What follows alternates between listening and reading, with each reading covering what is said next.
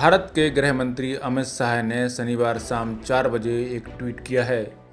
इसके साथ ही उन्होंने ट्विटर पर अपना एक लंबा बयान भी पोस्ट किया।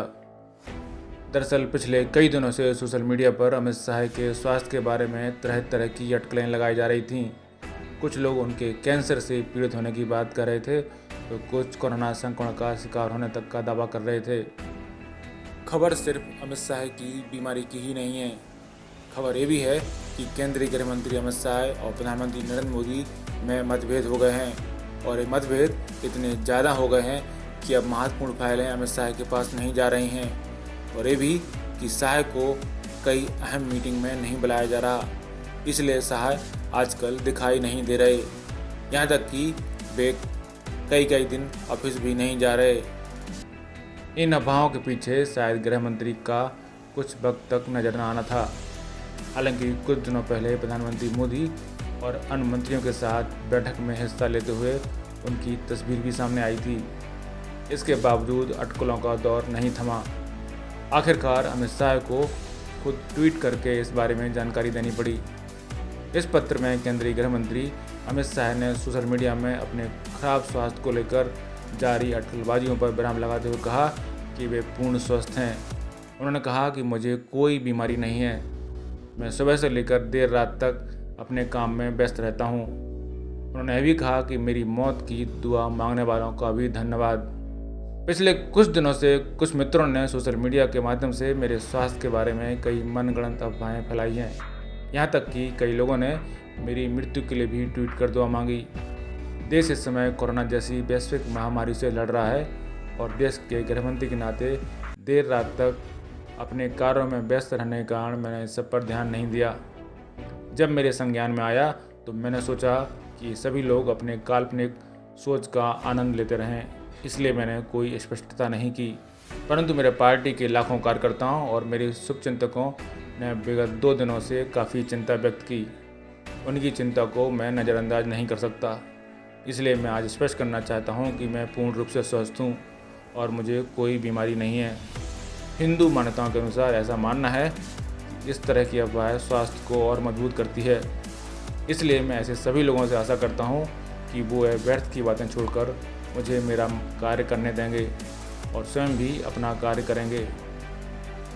मेरे शुभचिंतकों और पार्टी के सभी कार्यकर्ताओं का मेरा हाल चाल पूछने और मेरी चिंता करने के लिए मैं आभार व्यक्त करता हूँ।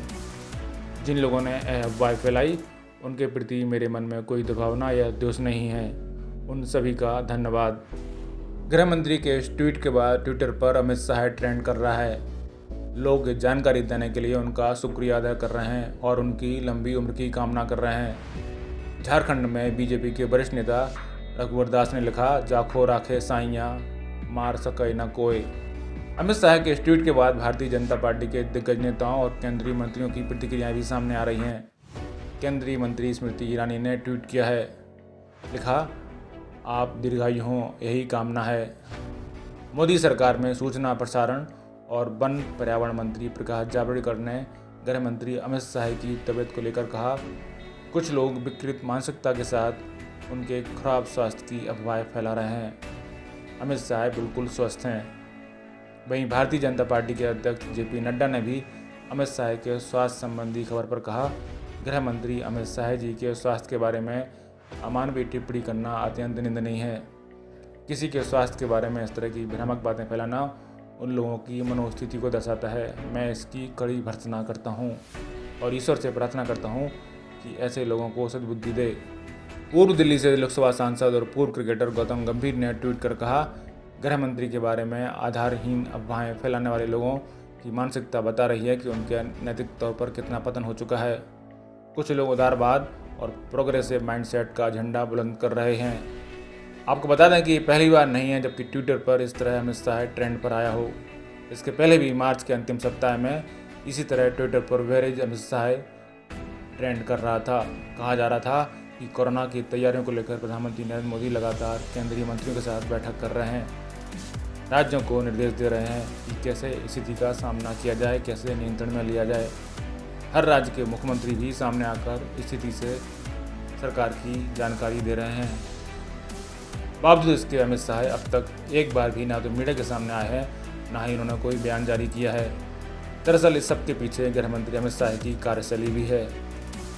गृह मंत्री अमित शाह को लेकर यह बात हमेशा कही जाती है कि वह चर्चा से दूर पर्दे के पीछे सारा खेल खेलते हैं।